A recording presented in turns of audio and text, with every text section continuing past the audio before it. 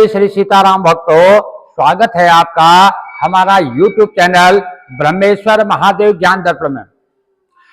भक्तजनों, आज हम चर्चा करने वाले हैं जो चैत्र मास के शुक्ल पक्ष में जो एकादशी तिथि आती है, वह एकादशी तिथि कब आने वाली है, उसका महत्व क्या, कब रहेगा, उसका क्या महत्व है, इसके बारे में हम चर्चा करने वाले हैं। भक्तजनों, यदि आप हमारे चैनल पर नए हैं, अभी तक आपने हमारे चैनल को सब्सक्राइब नहीं किया, सब्सक्राइब कर लीजिएगा।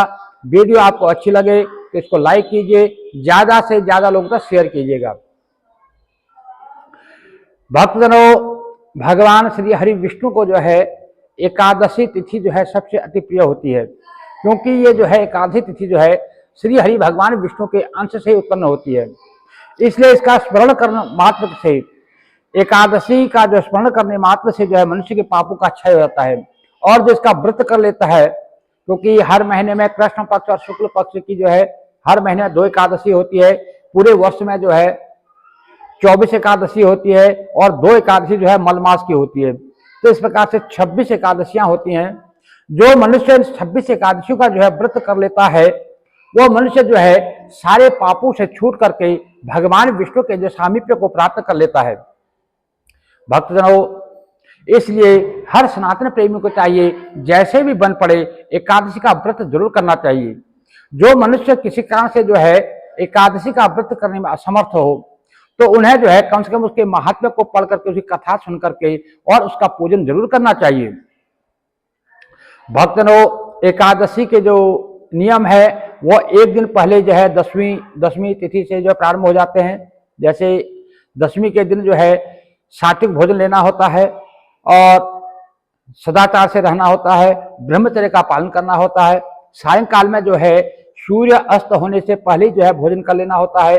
रात्रि में जो है भूमि में शयन करना होता है। और एकादशी के दिन सवेरे जो है ब्रह्म मुहूर्त में उठ करके भगवान सूर्यदेव को जो स्नानादि से निवृत्त होकर के भगवान सूर्यदेव को अर्घ्य देना है, सूर्यदेव को नमस्कार करना है, धरती को नमस्कार करना है।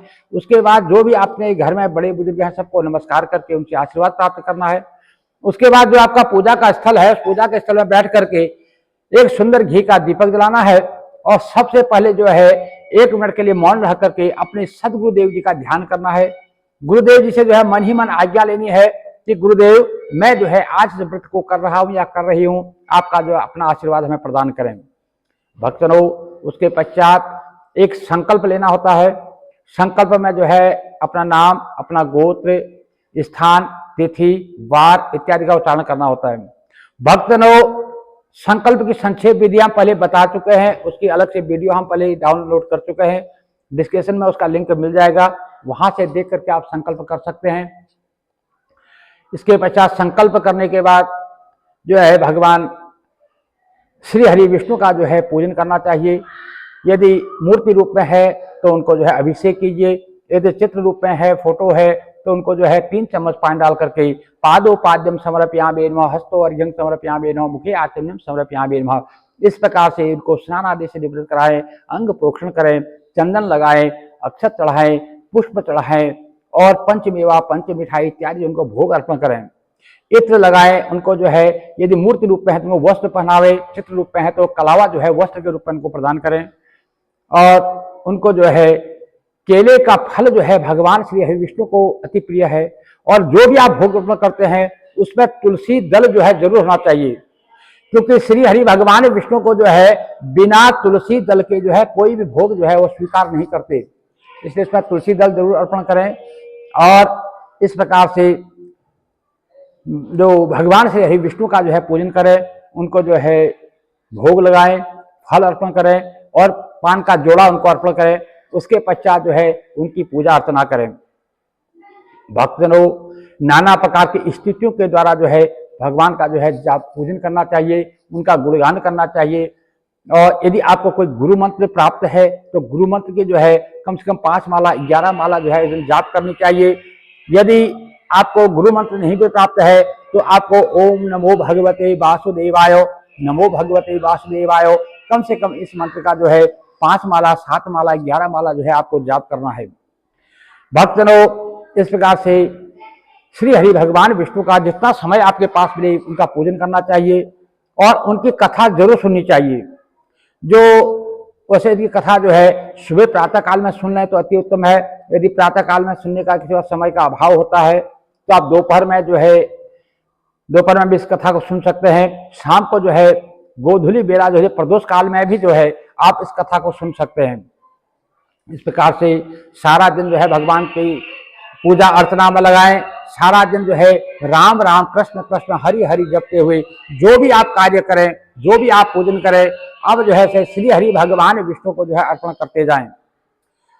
आप जो भी कार्य करते हैं, आप कोई नौकरी पेशा वाले हैं या किसानी करते हैं या व्यापारी हैं या जो भी आप कार्य करते हैं या गृहस्थी वाले हैं या जो भी आप कार्य करते हैं, उस कार्य को जो है श्री हरि भगवान विष्णु की सेवा मान करके उनका जो है पूजन करें और उनकी जो है उस कार्य को जो है भगवान की सेवा मान करके उनको जो है समर्पण करते जाएं। सारा दिन जो है राम राम कृष्ण कृष्ण राम राम करते हुए जो है अपना दिन व्यतीत करें। इस प्रकार से सारा दिन जो भी आप कार्य करेंगे वो भगवान की पूजा ही मानी जाएगी। भक्तों, फिर सायंकाल को भी इसी प्रकार से पूजा करनी होती है और भगवान का जो है पूजन करने के पश्चात उनका जो है नाना प्रकार के स्तुतियों के द्वारा उनका पूजन करना है, उनका गुणगान करना है। एकादशी के दिन वैसे तो जो है कि रात्रि में जागरण का विशेष महत्व होता है। एकादशी के दिन जो है जागरण करना चाहिए। यदि आप जागरण नहीं कर पाते हैं तो जितनी देर भी आप जाग सकते हैं उतनी देर जो है आप नाना प्रकार की स्तुतियों के द्वारा भगवान श्री हरि विष्णु का पूजन कीजिए, उनका गुणगान कीजिए, मंत्रों का जाप कीजिए, भजन कीजिए, कीर्तन कीजिए, कोई सत्संग, कोई पुराण इत्यादि सुन सकते हैं। तो इस प्रकार से आप जो है इस रात्रि को व्यतीत करेंगे और द्वादशी में ही जो है इसका पारणा किया जाता है। पारणा के जो है 3 नियम होते हैं। एक तो क्या है कि द्वादशी में ही जो है इसका पारणा किया जाता है, सूर्य उदय के बाद इसका पारणा किया जाता है। तीसरा जो है हरिवासर को छोड़ करके ही जो है इसका जो पारणा किया जाता है। और पारणा के समय जो है ब्राह्मण भोजन की व्यवस्था जरूर करनी चाहिए। यदि ब्राह्मण भोजन की व्यवस्था आपको नहीं बन पाती है, कुछ सूखा अनाज निकाल करके, कुछ उसमें दक्षिणा द्रव्य रख करके और उसमें संकल्प करके आप उसको किसी देव मंदिर में या किसी पुजारी जी को या ब्राह्मण जी को उसको देना चाहिए। उसके बाद ही जो है भोजन ग्रहण करना चाहिए। भक्तों, अब हम बात करते हैं कि इस बार 2025 में जो ये एकादशी तिथि कब पड़ रही है। ये जो चैत्र की जो शुक्ल पक्ष जो एकादशी होती है ये कामदा एकादशी के नाम से जानी जाती है। कामदा जैसे कि इसके नाम से जाना जाता है। ये मनोकामनाओं को पूर्ण करने वाली, सारी कामनाओं को पूर्ण करने वाली ये एकादशी जो होती है इसको जो है कामदा एकादशी के नाम से जाना जाता है। इसको जो है कामदा एकादशी के यानी कि सारी मनोकामनाएं पूर्ण करने के जो इससे पूर्ण होती है।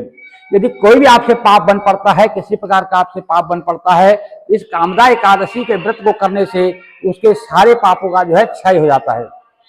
यदि आपके परिवार में या आपके कोई ऐसे लोग हैं जो मतलब किसी प्रकार से पाप से ग्रसित हैं, दुखी हैं, पीड़ित हैं और वो कोई पूजा अर्चना या मतलब ऐसा नहीं कर पाते हैं, तो उनको जो है आप इस एकादशी का जो चैत्र शुक्ल पक्ष की जो एकादशी होती है कामदा नाम की एकादशी का व्रत करके उसका पुण्य जो है संकल्प करके उस पुण्य को आप उस व्यक्ति को अर्पण कर देंगे तो उसका भी उद्धार हो जाता है। यदि कोई मनुष्य किसी प्रकार से अधोगति को प्राप्त हो या कोई पाप से ग्रसित हो, कोई दुराचारी हो, उसको आपको अगर आपको भक्त के मार्ग में लाना चाहते हैं, वो आपका कोई भी आपका मित्र हो सकता है, आपके परिवारजन का हो सकता है, आपका सगा संबंधी हो सकता है, उसको सही रास्ते पर लाने के लिए आप जो है इस कामदा एकादशी का व्रत कीजिए और उसके बाद जो है इसका जो पुण्य फल जो है उसको अर्पण कर दीजिए तो निश्चित ही जो है उसका उद्धार होता है और साथ में जो इस व्रत को करता है उसका भी उद्धार होता है। तो इस प्रकार से दोनों का इसमें कल्याण हो जाता है। क्योंकि ये जो व्रत है ये ललिता नाम की जो अप्सरा थी उन्होंने जो है अपने पति के उद्धार के लिए, ललित नाम का जो गंधर्व था उसके उद्धार के लिए इस व्रत को करके उसको राक्षस योनि को प्राप्त हो गया था, उसको इसका फल दिया था तो जो है उसका उद्धार हुआ था। भक्तों, इसलिए इसको जो कामदा नाम से जाना जाता है। हमारे जो सनातन धर्म से जो नववर्ष चैत्र नववर्ष जो प्रारंभ होता है उसमें सबसे प्रथम एकादशी इसको माना जाता है। भक्तों अब हम बात करते हैं इस बार 2025 में ये एकादशी पड़ेगी कब।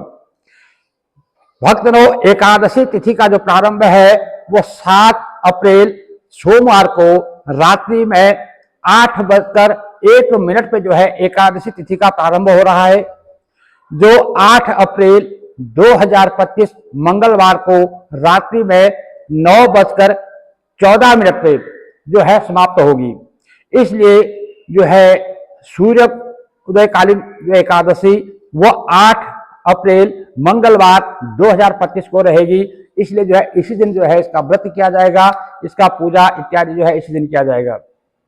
भक्तों उसका जो पारना का समय रहेगा वो पारना का समय रहेगा 9 तारीख बुधवार को सवेरे जो है 6:06 से लेकर के 8:42 तक का जो समय रहेगा वो जो है इसका पारना का समय रहेगा। इस बीच में आप इसका पारना कर सकते हैं 9 तारीख को। भक्तों इस प्रकार से जो ये कामदा एकादशी है इसका जो है सर्वफल आपको प्राप्त हो, भगवान श्री हरि विष्णु की जो है भक्ति आपको प्राप्त हो। जो भी भक्त इसकी जो पूजा को करता है, इस व्रत को करता है, इसकी कथा को सुनता है, उसको वाजपेयी यज्ञ के फल की प्राप्ति होती है। और आगे जो है जिनको संतान को किसी प्रकार कष्ट है, संतान का कोई संतान संबंधी कोई कष्ट है कि संतान जो है उसका कहना नहीं मानती है, किसी प्रकार से संतान जो है कोई अपाहिज है या किसी प्रकार से संतान संबंधी कोई परेशानी है, तो उनको भी इस व्रत को जरूर करना चाहिए और इस व्रत को करके इसके पुण्य को जो है अपने संतानों को प्रदान करना चाहिए। इस प्रकार से उनका भी जो है उद्धार होता है। भक्तजनों इस प्रकार से श्री हरि भगवान विष्णु जो है आपको अपने चरणों की भक्ति प्रदान करें। भक्तजनों यदि आप हमारे चैनल पर नए हैं, अभी तक आपने हमारे चैनल को सब्सक्राइब नहीं किया तो सब्सक्राइब कर लीजिएगा। वीडियो आपको अच्छी लगे तो इसको लाइक कीजिए, ज्यादा से ज्यादा लोग तक शेयर कीजिएगा। जय जय श्री सीताराम भक्तों।